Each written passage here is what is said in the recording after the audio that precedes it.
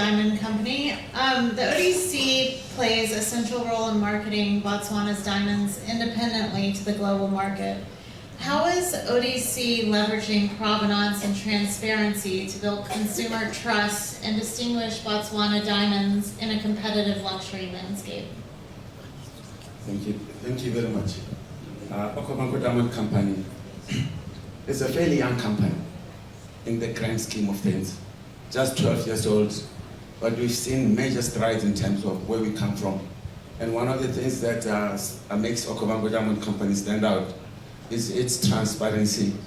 So transparency is like our DNA.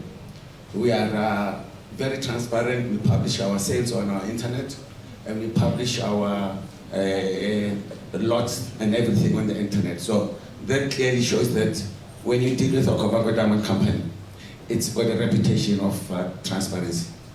Now, when you get into an issue of provenance, it is very important that there's transparency. If you want people to believe and appreciate what you are doing, and the fact that the story that you are telling about transparency has got credibility, it has to be done in an environment where there is trust. And with the transparency and trust, that allows us to achieve that. Then people who associate with, we associate with Debswana. We have partnered with Debswana because everybody knows that Debswana ethically sources its diamonds. So when you now follow the Okavango story, you are taking the story from the mine to the retailer. So that is very clear transparency. We decided 4 years ago to start participating in JCK by having our first booth 4 years ago. And that booth, the theme was Diamonds for Transformation. At the time, we were here, we were not even talking about Okavango, but we were talking about Diamonds for Transformation, because we felt it's important for people in the industry to associate with where the diamonds come from. And when we say diamonds for development, and then when the president was talking, he talked about what diamonds means for Botswana.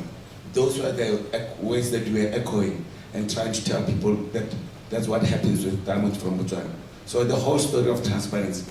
We then said, in order to demonstrate that diamonds are having direct impact, we know that from the money that we get from diamonds, the whole country has transformed because of that. But sometimes it's difficult to link a success in the diamond industry itself. So 2 years ago, we introduced a citizen-only sales channel. Now we are seeing Botswana who are actively participating in diamonds, selling and trading in diamonds. This is what we have done as ODC in order to contribute. Thank you. That's great. My next question is for Debswana, Andrew Masumi. As Botswana's largest diamond producer, how is Debswana aligning its operations with the national development agenda to ensure that the benefits of diamond mining are widely and sustainably shared across communities? Thank you. I think just to start by leveraging from the President's remarks, diamonds have been the backbone of this economy for a very long time. They have transformed this economy of Botswana from an agrarian one to the modern economy that we see today. And most of us, the ambassador talked about the diamond babies. We are perhaps the diamond men. I'll take my example. I come from a single-headed family. My mother was a domestic helper. During those days, the girls were given the first preference to go to study. So before then, before the diamonds were discovered in the late 70s, if there were no diamonds then, I wouldn't have gone to school. But when diamonds came in, revenue started flowing in, the government put up bursaries. My sister was educated through a bursary, and I was able personally to be then to be sent to school because my mother could afford to send me to school. So diamonds have been the backbone of this economy for a very long time. And diamonds are what they are, Debswana. You can't talk the development story of Botswana without talking diamonds. And by extension, you cannot talk the development story of Botswana without talking about Debswana. Debswana is the largest employer after government, employing close to around 12,000 employees. Of course, it's gone slightly down because of austerity measures. We've been reducing the numbers. So we are the largest employer after government, and therefore employing not just direct employees but also helping contractors. We've come up with a citizen economic empowerment scheme that has provided jobs through the Debswana supply chain to various contractors, thereby providing employment across the economy. So Debswana has played a critical role in the development of this country. Currently, as it is, diamonds are not selling well. So Debswana is not generating a lot of revenue. And when Debswana is not generating a lot of revenue, Debswana has got a code, which by extension, the government, as a major beneficiary of the dividend royalties that have been a major contributor to the fiscus, the government is also under financial pressure, primarily because Debswana has got it's sneezing and the government has got a cold, or maybe a pneumonia. So Debswana is a critical player, has been an important player in the development story of this country. Hence, when you talk Debswana, when you talk diamonds, you talk Debswana, and when you talk Debswana, you are talking the development story, the entire development story of Botswana. The president has made reference to the fact that yes, there have been efforts over the years to diversify the economy. He has mentioned tourism, he has mentioned digitalization.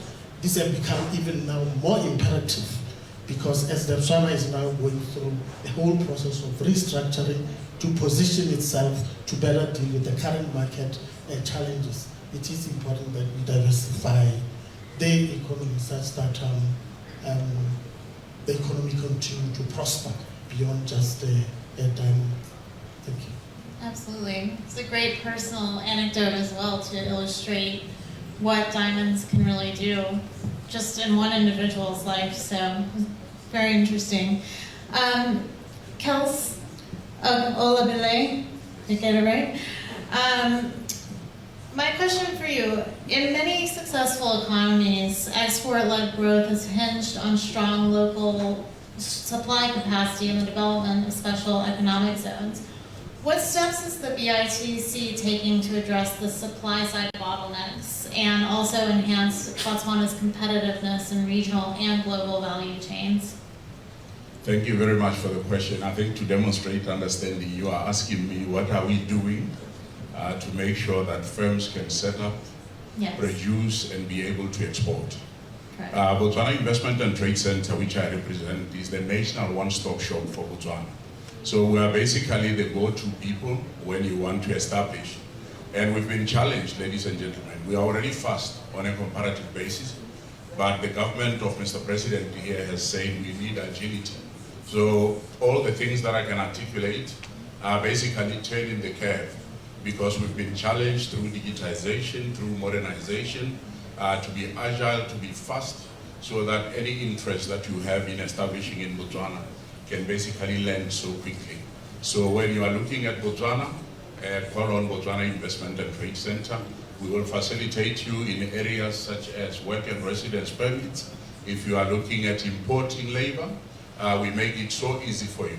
If you are looking at occupying a piece of land for your productive purposes, we are the people that will make it happen for you. Environmental impact assessment, security clearance, tax registration and clearance, opening bank accounts, we have it all. So the model that we currently follow is one where government has seconded officers from different approving organs to our institution so that everything happens fast. But I think going forward, you may not have to see us in front of you because everything will be done online, and we are moving with speed to make sure that it happens. The other area that we manage is incentives. Botswana wants to really lend competitiveness through affording financial and non-financial incentives so that your firm can be competitive. And how do we arrive at the appropriate incentives? We first of all pick our niche sectors that we believe can realistically thrive in Botswana. One of the areas that we have strategically positioned ourselves is for Botswana to be the strategic growth point into the rest of Africa. I will not articulate the incentives, but the one main provision is the fact that we don't have exchange controls so that the movement of capital becomes that easy. And then as you consolidate back in Botswana, we have incentives that will offer you. Where else have you seen a jurisdiction that denies itself by saying if you suffer withholding tax in another country in the region that you operate, but you are externalizing capital to Botswana, we will refund you up to 15% of what you would have suffered in that country. Look at that efficiency. Where else do you have a country that says, if you invest in training our people, we will refund you up to 200% of the expense in transferring skills? Look at that. Where else do you have a jurisdiction that will say, if you come into our special economic zones, we will afford you access to land on a 99-year lease, so that your model can really work and you are assured. Then the other area that we also manage, just moving through it very quickly, is managing the bilateral, multilateral trade agreements. If you produce from Botswana, ladies and gentlemen, you are able to sell on preferential terms to almost every corner of the world. We have entered into agreements as a responsible global citizen or jurisdiction so that whatever you do can seamlessly sell. Of course, some challenges have landed here in the US with the tariffs, but Mr. President has pronounced that we will engage as a friend and we believe solutions can be found. So these are some of the steps that we are taking to make it very seamless for you when you come to Botswana. Thank you. Great.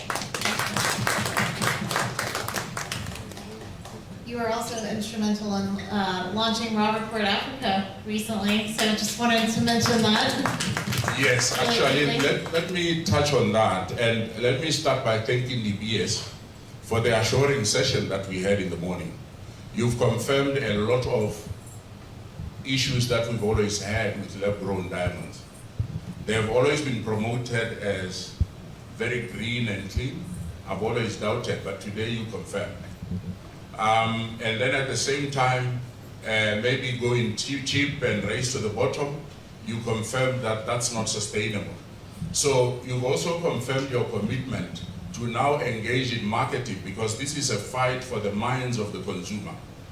We are going to partner you in that we've signed a compelling agreement with global venture partners who are actually part of the group facilitating us today, so that we can really educate the consumer on the value behind a natural diamond, the sentimental value and real value of a diamond as a symbol of status, a symbol of wealth, a symbol of love, so that in the end we can restate the consumer acceptance and uptake of our original natural diamonds. Great. Carlos, my next question's for you. As a key player in local diamond manufacturing, what have been the biggest opportunities and challenges in scaling beneficiation, meaning cutting, polishing, etc., in the country? Good afternoon, thank you. The main opportunities is, as you can, everyone can listen to this panel, Mr. President, in the morning, the videos, the outlook, Paul and Sandrine. We can see that all the stakeholders are very supportive that when you invest in Botswana, you are successful. And we have been there since the beginning of this century. First with the first factories that were setting there, and then with our own investment, bringing our own operations and our clients. There is a lot of opportunities in Botswana if people want to invest in Botswana. There are also challenges, no doubt about that. Botswana is not like India. India has another availability of skilled workforce that didn't exist in Botswana 20 years ago. It was a big challenge that not only our company, but all the other companies there to put into work and to bring this to be a success today. We have a skilled workforce in Botswana. Also in the last few years, technology has closed part of the gap to help us to succeed. Our group, for example, brought Sarin together with Sarin. We set a service center to service the industry with Sinova as well more recently. So it's a country where there are a lot of opportunities and all the stakeholders are fully committed to make it successful. And Great. Sean, my question for you, as an emerging local player, what support mechanisms or reforms would accelerate the growth of these beneficiation firms and ensure their sustainability in the supply chain globally? I think a number of things were mentioned in the President's speech about flexibility and regulation, and I'll take it that those things are happening. And Botswana has fantastic governance, and so when you start with good governance, a lot of things are easier. But there's no question that for, and I won't just speak about us, but for smaller companies, the more legislative or bureaucratic barriers there are, the harder it is. But the single greatest important thing, if we're talking about diamond beneficiation, and whether it's a local company or an international company, boils down to one thing, and that is a supply a consistent supply of diamonds. Because if you're going to run a factory, any kind of factory, what you need is a certain degree of efficiency and supply. So for international companies, there has been site holders in De Beers route. For local companies, not so much. Fortunately, in Botswana, we have Okavango, and that is a very beautiful thing. And I do believe, or I hope, that Okavango is moving towards a contract type supply arrangement, which then allows the companies to operate consistently every month and grow. That's probably the single most important thing, or let me say, without that, the companies won't succeed. There are other issues, and I think that one of the things that could happen for a lot of people wanting to start in local businesses is maybe at the university or somewhere, a course that actually goes into the economics of diamonds, because there's no doubt that there's been polishing in Botswana for 20 years, so there are skills. People know how to work with diamonds, they understand diamonds, but there's a whole chain of other things. Probably one of the biggest things that's fantastic is exactly what we're doing in this room now, because the government of Botswana is taking leadership, and taking leadership for diamonds, globally, natural diamonds, and where they go, and that's going to help the people of Botswana.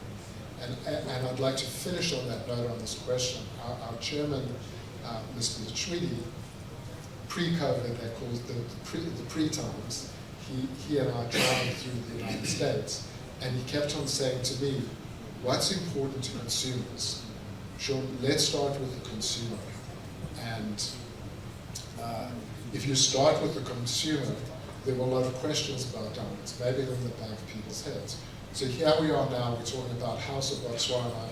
We've heard through the day all the wonderful things that diamonds are doing in Botswana. It's communicating that, and how do you communicate that?